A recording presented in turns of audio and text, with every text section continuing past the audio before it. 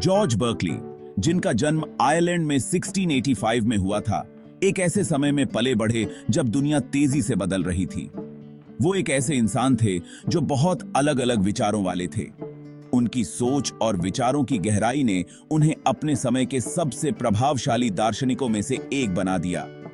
वो church of Ireland में एक बिशप भी थे और उनकी धार्मिक भूमिका ने उनके दार्शनिक विचारों को और भी गहरा बना दिया। और साथ ही ऐसे रेडिकल थिंकर भी थे जिन्होंने मटेरियल रियलिटी के होने पर ही सवाल उठा दिए। उनकी सोच ने उस समय के पारंपरिक विचारों को चुनौती दी। उनका बचपन 17वीं सेंचुरी आयरलैंड की राजनीति और धार्मिक बहसों के बीच बीता, जहां हर दिन नए विचार और बहसें होती थीं, जिसका उनके फिलॉसॉफिकल नजरिए पर गहरा असर पड़ा। इन बहसों और विचारों ने उनके सोचने के तरीके को आकार दिया। जरा सोचिए, जवान बर्कली हरे भरे आयरलैंड में जीवन के मतलब पर ही विचार कर रहे हैं।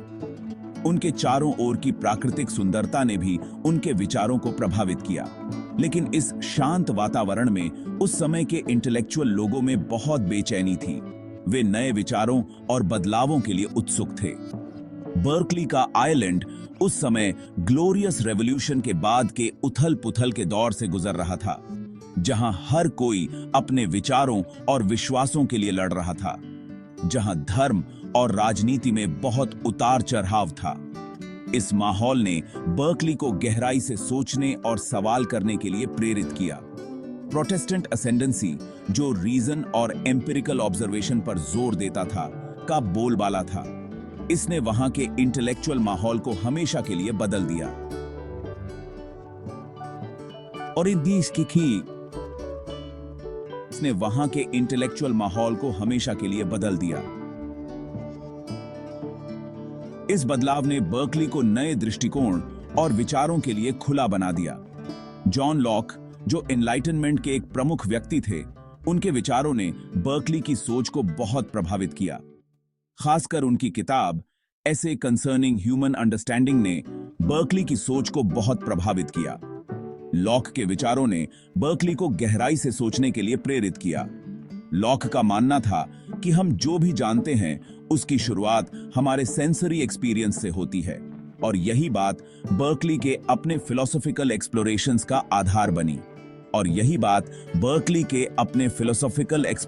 का आधार बनी। उन्होंने लॉक के विचारों को अपने तरीके से समझा और उन्हें आगे बढ़ाया। ऐसे माहौल में पलते हुए बर्कली कई तरह के विचारों से रूबरू हुए, जैसे डेकार्ट्स का रैशनलिज्म और लॉक का एम्पिरिसिज्म। इन विचारों ने उनके सोचने के तरीके को और भी गहरा बना दिया, जैसे डेकार्ट्स का रैशनलिज्म और लॉक का एम्पिरिसिज्म। इन विचारों ने उनके सोचने के तरीके को और भी गहरा बना दिया।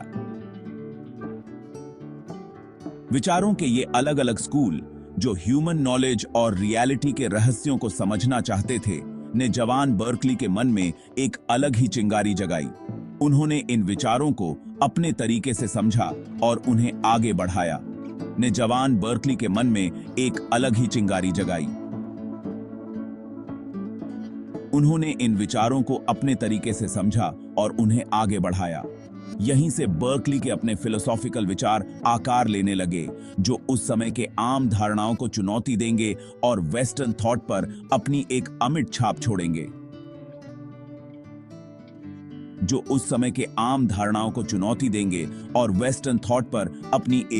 छाप छोड़ेंगे।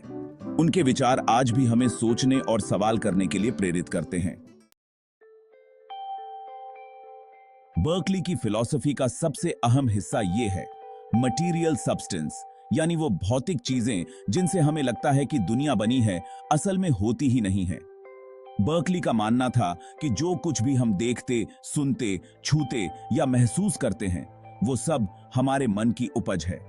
यही बात उनके इममटीरियलिज्म का आधार है, एक ऐसा फिलोसॉफिकल विचार जिसने उन्हें अपने समय के सबसे अलग और चुनौती देने वाले विचारकों में से एक बना दिया। उनके विचारों ने उस समय के पारंपरिक दृष्टिकोण को चुनौती दी और एक नई सोच की दिशा में मार्गदर्शन किया। जरा सोचिए, एक ऐसी दुनिया जहां मेज, कुर्सी यहां तक कि आपके पैरों के नीचे जमीन भी ठोस पदार्थ से नहीं बनी है, बल्कि परसेप्शंस का संग्रह है। विचार जो सिर्फ मन में है। ये विचार हमारे अनुभवों और संवेदनाओं के माध्यम से ही अस्तित्व में आते हैं। यही बर्कली की फिलॉसफी का मूल है। उनके अनुसार हमारी दुनिया का हर तत्व, हर वस्तु, हर अनुभव, सब कुछ हमारे मन की कल्पना का परिणाम है। उनका तर्क था कि जिसे हम बाहरी दुनिया मानते हैं वो और कुछ नहीं, बस सेंसेशंस, आइडियाज या सेंसिबल क्वालिटीज का एक संग्रह है जो सिर्फ तब होता है जब उसे कोई देख रहा होता है। यानी अगर कोई वस्तु को देखने वाला नहीं है तो वो वस्तु अस्तित्व में नहीं है। दूसरे शब्दों में कहें तो होना मतलब महसूस किया जाना है। अगर कोई वस्तु महसूस नहीं की जा रही है तो उसका अस्तित्व भी नहीं है। ये बात सुनने में अजीब लग सकती है, लेकिन ये बर्कली के मैटर के बारे में गहरे संदेह से आती है। उन्होंने इस बात पर जोर दिया कि हम जो कुछ भी अनुभव करते हैं वो हमारे मन की उपज है, न कि किसी बाहरी वास्तविकता का प्रतिबिंब। उन्होंने सवाल उठाया कि हम कैसे यकीन कर सकते हैं कि एक बाहरी दुनिया जो हमारी परसेप्शन से अलग है सचमुच में है। क्या हम वास्तव में यह कह सकते हैं कि हमारे अनुभवों के पीछे कोई ठोस वास्तविकता है? उनका कहना था कि हमारी इंद्रियां हमें सिर्फ हमारी अपनी परसेप्शंस के बारे में जानकारी देती हैं, न कि किसी अंडरलाइंग मटेरियल सब्सटेंस के बारे में।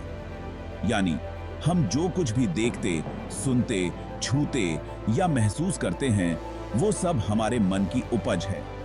इससे बर्कली इस नतीजे पर पहुंचे कि सिर्फ एक ही चीज है जिसके बारे में हम यकीन से कह सकते हैं कि वो है हमारी अपनी परसेप्शंस, और ये परसेप्शंस असल में मैटर में नहीं बल्कि मन में हैं, खासकर भगवान के मन में। भगवान ही वो शक्ति हैं जो हमारी परसेप्शंस को स्थिरता और निरंतरता प्रदान करते हैं। बर्कली के लिए ये भगवान ही थे जो ये सुनिश्चित करते थे कि हमारी परसेप्शंस में निरंतरता और स्थिरता बनी रहे और दुनिया बस कुछ पलों के लिए दिखाई देने वाले सेंसेशंस के केओटिक फ्लक्स में ना खो जाए। भगवान के बिना हमारी दुनिया एक अस्थिर और अव्यवस्थित अनुभव बन सकती थी। इसलिए बर्कली के इममटेरियलिज्म में भगवान का एक महत्वपूर्ण स्थान है जो हमारी दुनिया को एक स्थिर और सुसंगत अनुभव बनाते हैं। बर्कली के इममटेरियलिज्म ने उनके समय के फिलोसॉफिकल विचारों में तहलका मचा दिया। उनके विचारों ने उस समय के पारंपरिक दृष्टिकोण को पूरी तरह से हिलाकर रख दिया। उनका यह कहना कि मैटर होता ही नहीं है प्रिवेलिंग मैकेनिस्टिक वर्ल्ड व्यू को सीधी चुनौती थी, जो उस समय के वैज्ञानिक और दार्शनिक दृष्टिकोण का आधार था, जो ब्रह्मांड को भौतिकी के अपरिवर्तनीय नियमों द्वारा शासित एक विशाल मशीन मानता था। इस दृष्टिकोण में हर चीज को भौतिक नियमों के तहत समझाया जा सकता था। जरा सोचिए कि उनके विचारों ने इंटेलेक्चुअल लोगों में कितना बड़ा धमाका किया होगा। उनके विचारों ने न केवल दार्शनिकों को बल्कि वैज्ञानिकों और धार्मिक विद्वानों को भी सोचने पर मजबूर कर दिया। एक रिस्पेक्टेड क्लर्जीमैन और स्कॉलर साइंटिफिक थॉट की नींव पर ही सवाल उठा रहे थे, और यह उस समय के लिए एक बहुत ही साहसिक कदम था। एक ऐसी रियलिटी का प्रस्ताव रख रहे थे जहां मैटर नहीं बल्कि मन सर्वोपरि था। उनके अनुसार हमारी सभी धारणाएं और अनुभव मन के उत्पाद हैं। ये चुनौती बर्कली के लिए महज एक एकेडमिक कवायद नहीं थी, यह उनके लिए एक गहरी व्यक्तिगत और दार्शनिक खोज थी। वो मटेरियलिज्म में एक खतरनाक प्रवृत्ति देखते थे जो समाज के नैतिक और धार्मिक ढांचे को कमजोर कर सकती थी। एक ऐसी प्रवृत्ति जो विश्वास और नैतिकता की नींव को कमजोर कर सकती थी। उनके अनुसार अगर हम केवल भौतिक दुनिया पर ध्यान केंद्रित करते हैं तो हम अपने आध्यात्मिक और नैतिक मूल्यों को खो सकते हैं। उनका मानना था कि मटेरियलिज्म, स्केप्टिसिज्म, एथीइज्म और अंततः मॉरल रिलेटिविज्म को बढ़ावा देता है। यह समाज के लिए एक गंभीर खतरा हो सकता है। मैटर के अस्तित्व को नकार कर बर्कली उस दुनिया में भगवान और आत्मा के महत्व को फिर से स्थापित करना चाहते थे जो तेजी से वैज्ञानिक स्पष्टीकरण की ओर आकर्षित हो रही थी। जो तेजी से वैज्ञानिक स्पष्टीकरण की ओर आकर्षित हो रही थी। उनके विचारों ने एक नई दिशा में सोचने के लिए प्रेरित किया। उनके विचार हालांकि रैडिकल थे, लेकिन एक गहरे मानवीय अंतर्ज्ञान से मेल खाते थे। ये एहसास कि विचारों, भावनाओं और अनुभवों की हमारी आंतरिक दुनिया उतनी ही वास्तविक है, बल्कि शायद उससे भी ज्यादा, जितनी कि वस्तुओं और घटनाओं की बाहरी दुनिया। यह दृष्टिकोण हमें अपनी आंतरिक दुनिया की गहराई और महत्व को समझने में मदद करता है, बल्कि शायद उससे भी ज्यादा, जितनी कि वस्तुओं और घटनाओं की बाहरी दुनिया। यह दृष्टिकोण हमें अपनी आंतरिक दुनिया की गहराई और महत्व को समझने में मदद करता है। बर्कली ने एक ऐसा फिलोसॉफिकल फ्रेमवर्क प्रस्तुत किया जिसने मन को ब्रह्मांड के केंद्र में रखा, और यह फ्रेमवर्क आज भी प्रासंगिक है। एक ऐसा दृष्टिकोण जो आज भी लोगों को सोचने और अपनी ओर आकर्षित करने के लिए मजबूर करता है। उनके विचारों ने हमें यह सोचने पर मजबूर किया कि हम अपनी वास्तविकता को कैसे समझते हैं। उनका काम फिलोसॉफिकल इंक्वायरी की उस शक्ति का प्रमाण है जिससे हम अपनी सबसे बुनियादी मान्यताओं को चुनौती दे सकते हैं और दुनिया को देखने के नए तरीके खोज सकते हैं। बर्कली के विचार हमें यह सिखाते हैं कि हमारी सोच की सीमाओं को पार करना और नई संभावनाओं की खोज करना कितना महत्वपूर्ण है।